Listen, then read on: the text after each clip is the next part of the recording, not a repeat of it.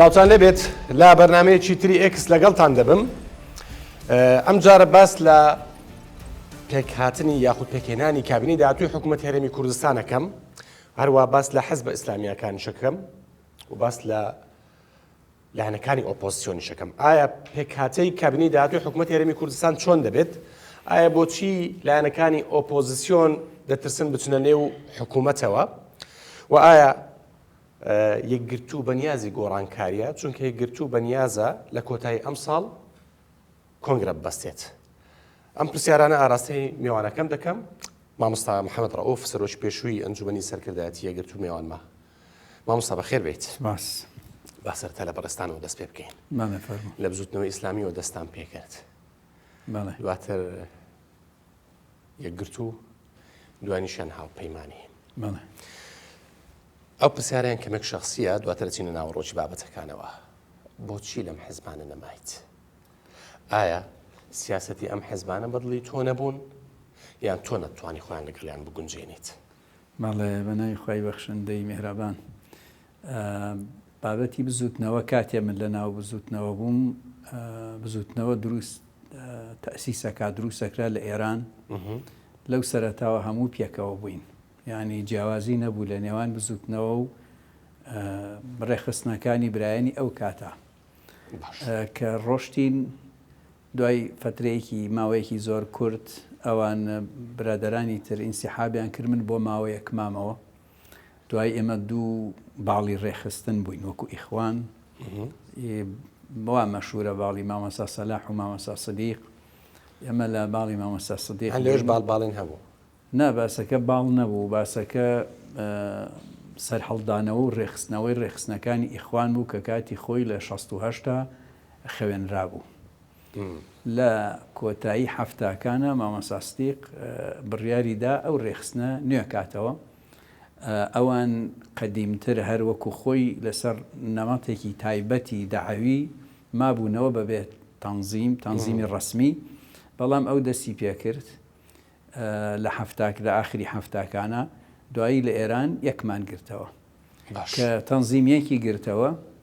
ئەو کاتە منیش پێشەوەی تەنزیم تەواو یەک بگرێ تقریبەن هاتینەوە تەنزیمەکەی خۆمان ئەوەی مامۆستا سەدیقمان کۆ کردەوە.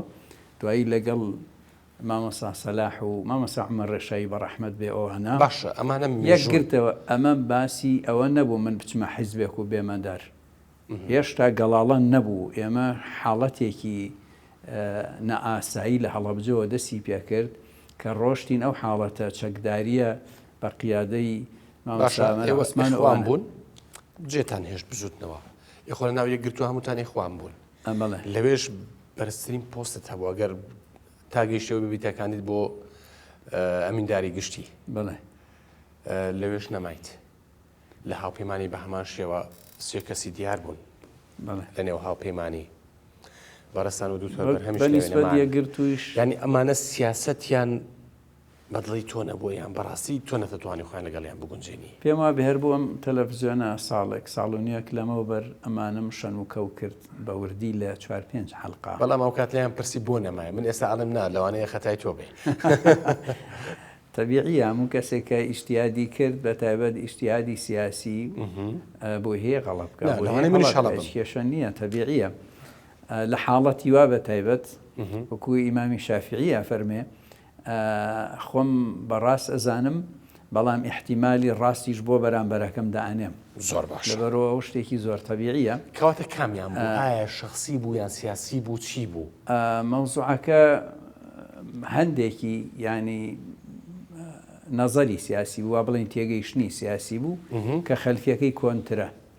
بەڵامی تر ئەوە حاڵەتێکی تایبەت بوو. نازانم بڵێم لە یەک تێنەگەیشتن بوو لە نێوان من و مامۆستا سەلاح. من لەگەڵ ئەو نزیکی دەمانگ لەسەر هێڵ بووم پێش کۆنگرە. ئەو سەرەتاوتی من نایەمەوە بە تەواوی نایەمەوە بۆ ئەمینداریەت، خۆم تەرشیح ناکەم.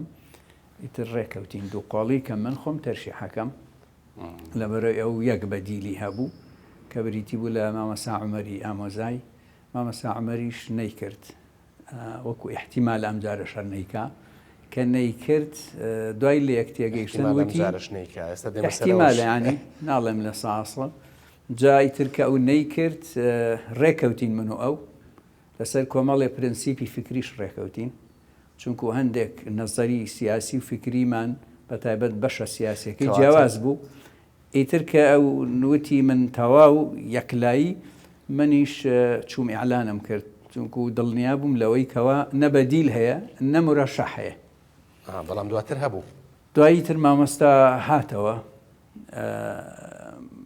مرەشەحەیە بەستم مامۆستا خۆی بوو زیاتر کە هاتەوە پێی وتم نا پێش کۆنگرە بە فترەیەکی زۆر کورت بێتاقەتیش بوو تەمعەن ئیحراجیش بوو ناخۆش بوو چونکو ڕێکەوتنەکە لەم ناو ماڵی خۆیان نابوو ئێمە عائیلی تێکەڵین تا ئیسەش تێکەڵین لەبەرەوە هەردا بڕان لە بینمانە دروست نەبووە کەوتی دێمەوە وتم بۆ ناوتم بۆ وتی زەختی زۆرم لەسرە بە ناچاری دێمەوە ئەگینا بەڵام حەزەکەم تۆش دان بە خۆتا بگری و بەردەوام بی و هاوکاری من بی و ئەلم بابەتانە وتمەڵا تازە من قسەی خۆمم کردووە چونکو ئەگەر نەمدایە لە ئیعلام قسەم نەکردایە چوو پێشتر پێم وت بوو ئەگەر بە نیازیت من نایکەم هەر نیەتیشم نییە ئەگەر بە نیازی باشە ئەمە شتێک بوو لیان عاجز بوو تو لەبەرەوەی ئەو شتە ڕوویدا ئەی هاوپەیمانی هاوپەیمانی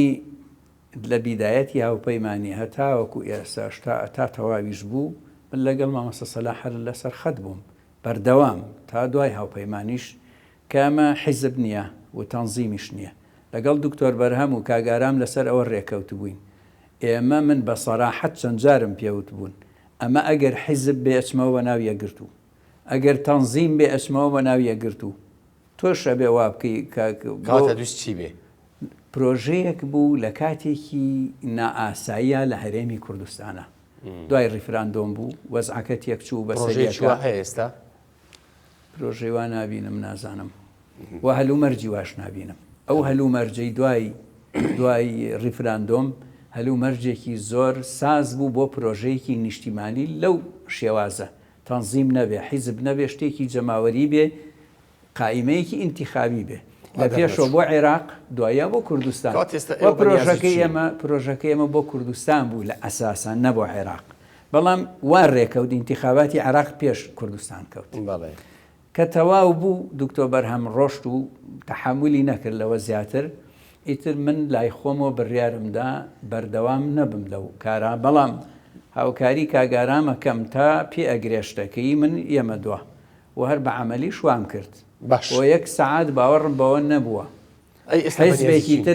حیزبێکی تر هەبێ دوای یەکگرتوو بڕۆمە ناوی وەکو حیزب و تەنزیم هەموو حیزبێکیش لەوانەیە پێخۆش بوو نەچووی من ئێستا لە بوعدی تەربەوی و بام بڵێن دەعاویەکەی هەیە گرتووم بەس لە بوعدی ئیلتیزامی تەنزیمی و حیزبیەکە تەمعەن ینی هەر بۆ ئاگاداری با خەڵکیش گوێ لێبێ نە من ئیستیقالەم نووسیوە نە یەکگرتووش فەسڵیان نووسیوە هیچ لە بینمانە ڕووی نەداوە دۆسایەتی و برایەتی شەرک خۆیەتی بەس دۆسایەتی و برایەتێکە فەرق لەوەی کە سەرۆکی ئاخر ئەویان ئیلتیزاماتت بۆ دروستەکە ئیلتیزامی ڕۆژانە و کار و قەراری سیاسی ئەمە ئێستا ئیلتیزام بۆ دروست ناکە ئێستا بەنیازی چیت بەنیازی هیچ نیم وەڵا خۆم نە حیزب دروستەکەم و نە لەنا ینی ڕاستەوە خۆ بەرنامەم هەیە بڕۆمە ناو هیچ حیزبێک بەس پەیوەندیم لەگەڵ یەکگرتوو ئەمن بۆ ئەم کۆنگرێستا داوات لێ بکەنەوە چۆن ناو یەکگرتوو بۆ ئەم کۆنگرانیە داوایان لێ کردووم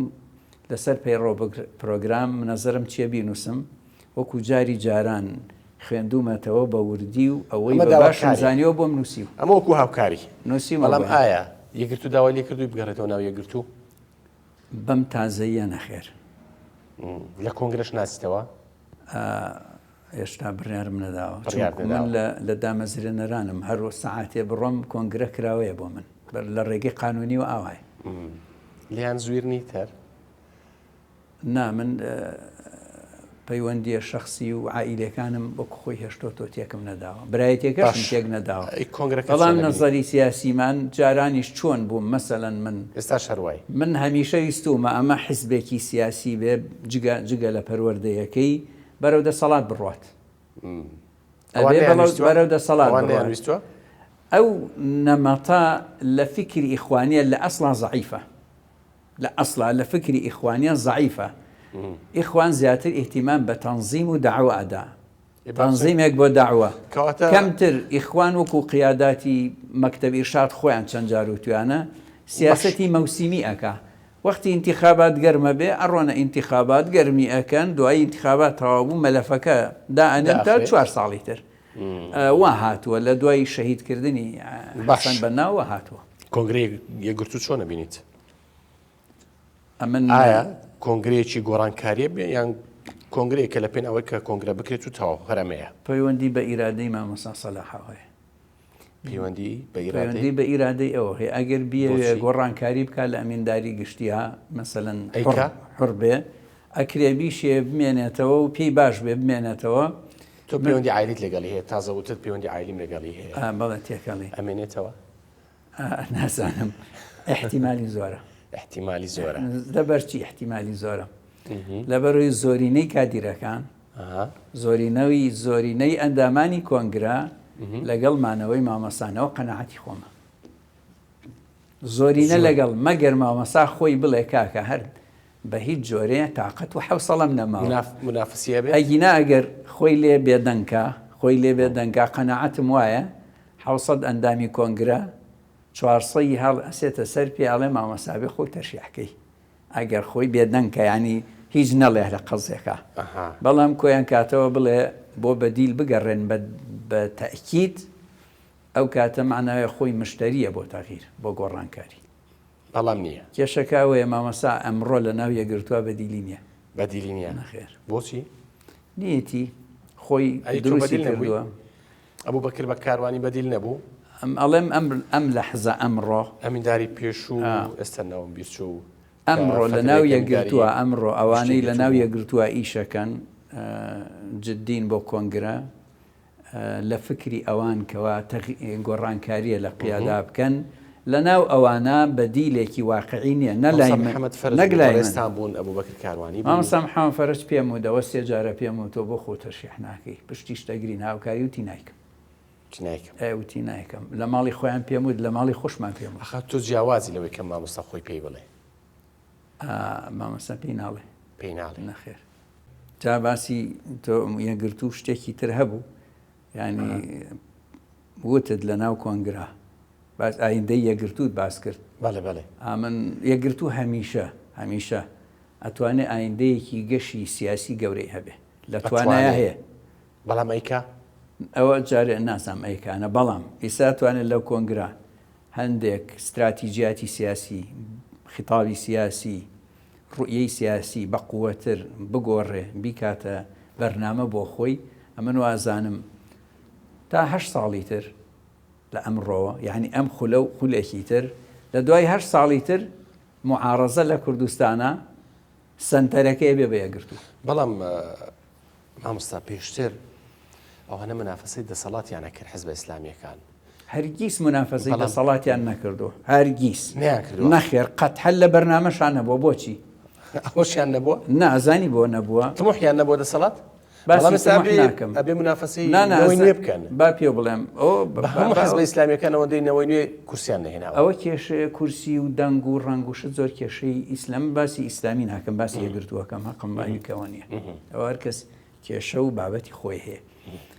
هەرگیز یەکگرتوو لە ڕۆژی دروستبوونیوە تا ئێسا قەناعەتی نەبووە بتوانێت بێتە بەدیلی یەکێتی و پارتی بۆ دروستکردنی دەسەڵاتێک کە عایدی ئەو بێ بەبێ ئەوان ینی بێتە زۆرینە. ئەمادەم کورسی بۆ چییە؟ ئەوە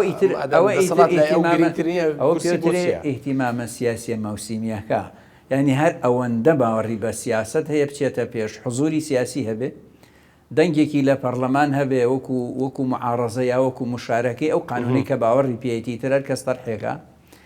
استراتیژی یەکگرتوو نەوعیە نەکەمی ینی ئیش لەسەر دروستکردنی تاکەکە پەروەردەی تاک دروستکردنی گەنج هی مناڵ ئیش لەسەر ئەو شتانە ئاکا. خۆتان لەن گۆڕانکاری ناکرێت ئیشی بەوە نییە. هەر لە ئەوڵە قەنەعەتی وابووە ئەو مەرجعیەتە قەومیە ناکەوێتە دەستی ئەو باوەڕی وابووە. بە قەنەعەتی وابووە لەبەر ئەوە کەواتە بەنیازی چی بەڵام باوەڕی وابووە کە ئەبێ بەشداری ئەم پرۆسە سیاسیە لە کوردستانە بە بەردەوامی بکە باش. باوەڕی بە کوردایەتی نیشتیمان پەروەری کورد تا دەوڵەت بوون باوەڕی بە هەمووی هەیە ئیسەش قەنەعەتی پێیەتی مەگەر تاکتاکەیەک من نەیان ناسم بەژینا کە ئەڵێ مەسەلەن ئەڵێ ئازادی تا سنوورێکی زۆر دوور ناڵێم هەموو شتەکان لە ١٠٠ باوەڕی پێیەتی کە باسی کوردەکە تا دەوڵەت باوەڕی پێیەتی زۆر باشە. سەبارەت بە پێکهێنانی حکوومەت حزبەکانی ئۆپۆزیسیۆن بۆچی ترسن بچنە نێو حکوومەت؟ ئۆپۆزیسیۆن بەڵێ لەبەر دوو هۆکار ئەڵێن لاوازە بین یعنی ئەو لەبەر دوو هۆکار گەن نەڵێم لەوە چێ سیان و چواریشی هەبێ باش. هۆکاری یەکەم هەر کەس چوو بێتە حکوومەت لەگەڵ پارتی زەرەری گەورەی بەرکەوتووە خۆی چێتیشی لەناوە بۆ بەسپارتی یەکێتی بۆچی مەگە خۆی زەرەری نەکردو مەگە خۆی لەم وڵاتە دەنگ و ڕنگ و کورسێکی زۆری لەدەست نەداوە با هەر خۆی لە خۆی داوە بە بەردەوامی لە سەرکردایەتیانەوە تا خوارەوە.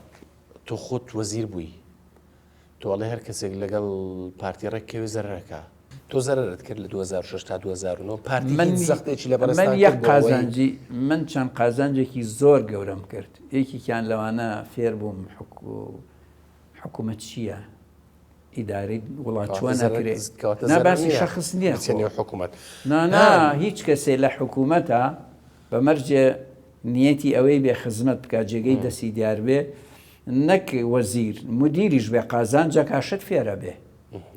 ئێستا پارتی ڕێگری لە بەرزستان کرد کە ئیشنەکەی نەخێر باسی شخصەکان نییە کە یەگرتو چووە حکوومەت وردە ئەم لێرە سڵوفێک دۆخێک هاتە پێش کوتایان ڕەحمیان پێ نەکرد گەشتە ئاستێکە یەکگرتووەکان خۆشیان ڕەحمیان پێ نەکرد یعنی وای لێ هات زروف و بیئەی سلێمانیتە تەبیعەتی وایە وای لێ هات یەکگرتووەکانیش هیچ بەزەیەکیان پیانە هاتەوە بۆیە هەر لە ڕێوە ترسان یەکگرتوو لە ڕۆژی یەکەم یەکگرتووی دروست کردووە تا ئێسا حەزی لە مشارەکەی سیاسیە ئەگەر ئەو سەر ئێشە و پۆپۆلیستیتیانە بێ کە لە بازاری سیاسەتی کوردستانە لە پۆپۆلیستی ناترسین من ناترسم خەڵکیی تر هەیە ترسێ ناویەگرتووە ناوەڵام قەت لێ نەترساوم باوەڕم بەچی بووە وتومە و کردیشمە هەمیشە ڕەخنەی مامەسە سەلاح لە من ئەوە بوو ئەی تۆ ڕەخنە لێگرن جواب نایتەوە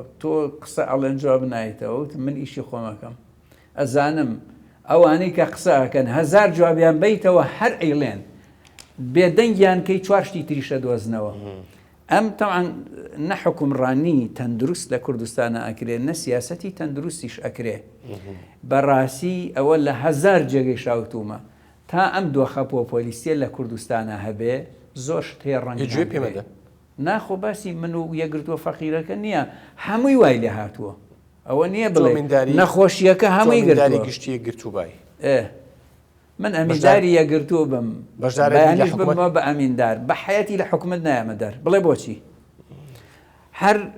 لە هەر خولێکە چەند کەسێک پێ ئەگا فێری حکومڕانی و دەوڵەتداریە بێ لە مدیر بۆ مدیر عام بۆ مستەشار بۆ وەزیر هەر لە هەر خولێکە ئەوە یەک دوو یەکگرتووی سە بچێتە حکوومەت خۆ من تەرجیعی ناکەم بڕەوە سیاساتی خۆیان نەزان یەکگرتوو یا کورسێ زیاکە یا کورسێکەمەکە یەکگرتوو با پێ بڵێم چۆن معادلەکە زۆر وازەحە لە 92 تا تۆ با پێت بڵێم بادینان کاتێ لە حکوومەتا بوو دەنگەکانی چوو بۆ 82,000 دەنگ بۆ باشە بیئەی بادینان بیئەیەکە نایەوێ شەڕ لەگەڵ پارتی دروست بێ بگاتە سەر ئەسقان وەختی یەکگرتوو لەگەڵ حکوومەتە ئاشت بوو یعنی لە حکوومەتا بوو سەلام بوو خەڵکی بادینان دەنگیاندا بە یەکگرتوو تا 82,000 دەنگ ڕۆشت ئەم ساڵ کە معارەزەی کردو لە حکوومەتەکە هاتە دەردەنگی بوو بە 38,000 لە سلێمانی معادلەکە عکسیە قسەکان پێچوانی یەکترین لە سلێمانی لەگەڵشینی هەر زەرەکەی با پێت باسی قسەی خەڵکەکەم ئەنی باسی قەناعەتی خەڵک و بازارم بۆ کردی خۆ باسی قسەی خۆم نییە بۆ نمونە یەکگرتوو لە حکوومەت بوو مامۆستا ئەڵێ دەنجێکی یەکگرتو زۆر زیاتر بوو لە بادینان ئێستا ئۆپۆزیسیۆنە کەسی کەمی کردووە ئێمە باشە کەمی کردووە ئێوە دوای ناڵێ کەمی کردووە با ئیسا ئاخر من باسی دوو بی ئەی جیاوازم بۆ کردیت وەڵێم کوردستان دوو ژینگەی جیاوازە لە هەموو شتێکە لە هەموو شتێکە ئەم دوو ژینگەی جیاوازە و ئەم درزەی کە دروست بووە حەد بەردەوام گەورەش ئەبێ و گەورەش کراوە ئێستا ئیترەوە گەیشتۆتە وەزعێکی خراپ تەمان ئیستاوە تا حکوومەت تەشکیل ناکرێ بە ئاسانیش دروست نابێ لەوانەیە تا ساڵێکی تریش بخایەنێ لەوانەیە بکەوێتە دو ئینتیخاباتی عێراقیش ئەگەر زەرف شتێک نەیەتە پێش قەنەعەتێکی ینی نەوعێک نەگۆڕان دروست نەبێ لە بینی قیادەی پارتی و یەکێتیە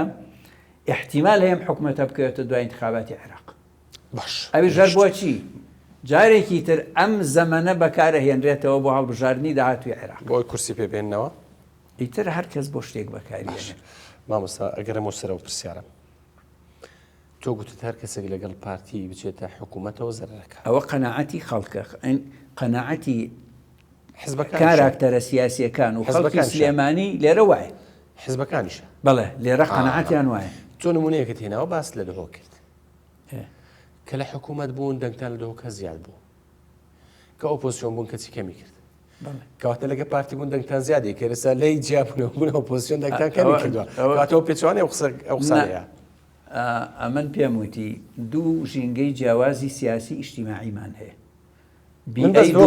بنمونە هێناوە بەس دۆک سلێمانی بە عەکسۆیە پێچوانەیە سلێمانی ئەوەی نزیکی پارتی بکەوێتەوە باجەکەیەدات ئێوە شوا بکەن لەو دەسەوە هاتووە لێرە شوا بکەن بڵێ خاوپەیمان لەگەڵ ئەمە بۆچی هاتووە لێرە بەم جۆرە سیاست ئەکرێ باشە لێرە بەم جۆرە خەڵگەرمەکرێ لێرە بەم جۆرە ئینتیما دروستەکرێ لێرە بەم جۆرە دەنگکۆکرێتەوە تۆ دش بە دەسەڵات بی دەسەڵاتیش تا ئەم لەحزە کە ئەڵەی دەسەڵات لە زیهنێتی تاکی کوردیە یعنی پارتی یەکێتیتیان نیە کاڵی دەسەڵات یەکێتیتیان نییە بۆ مۆدێلێکە لە سیاستکردن لەم وڵاتە ئەو بۆ بە قەنەعەتی ئەم شعبەتی چیەکەی باش وایە حزبە ئیسلامیەکان لە 92 تا ئێستا 2024 لە هەڵبژاردننی 92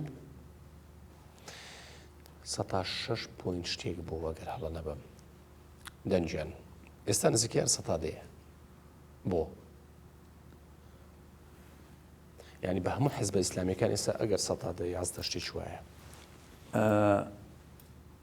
ئەم بابەتە ئەگە بمانوێ قسەی قوڵی تیا بکەین بە کورتی وەڵام وڵامی کورت و پوخت ئاو کێشە ئەمن بۆ جەنابتم باس کرد نەیانتوانێت قەنەعەت بە خەڵک بێنن ئیسلامی لە ڕووی تاریخیوە لە ڕووی مێژوویەوە لە حرەکەی کوردیە لە بۆ عدەنەتەوە یەکەیە لە شۆڕشە دواکەوتووە ئەوە یەک دوو ئیسلامی بەشە عامەکەی ینی تاکو تەراکەی ناڵێم لە ئەسڵا خەلفێتی فکری هەر ئیخوانی بووە حرەکەی ئیخوانیش حرەکاتی قەومی دروست ناکە دروستی ناکە زۆر شۆڕشی نەتەوەی دروست ناکات ئەمە دوو سێهەم پرسیارێکمەوە بۆ کە دروستیش بوو تەمعەن ئەوەی بۆچی پارتی وێکێتی شۆڕشیان کرد تەبەنی قەزینەتەوە یەکەیان کرد ئەوە تاریخێکی قوڵتر و ئەوەشان هەیە کە بزوتنەوەی ئیسلامی بزوتنەوەی ئیسلامی چەکداری کە هات باسی کورد و قەزەی کورد و حەقی کوردی کرد فریان نەکەوت بزوتنەوە فریان نەکەوت فرای خۆی نەکەوت ئەگەر باشە باش ئەگەر تەواوی کەم بزوتنەوەی ئیسلامی ئەگەر ئەویش ڕۆیەی سیاسی نەبوو هیچ هەی بواە و هەموو ئیسلامیەکان لەژێر ئەو چەترا کۆبوو بوونایەتەوە بیان توانایە لە یەک تێبگەن و هاوکاری یەک ببن خۆلانی کەم ئەوان لەو کاتایەک لە سەرسی کوردستان بوون یعنی پارتی یەکێتی ئیسلامی خەتای خۆیانە بەڵام ئیسلامیەکە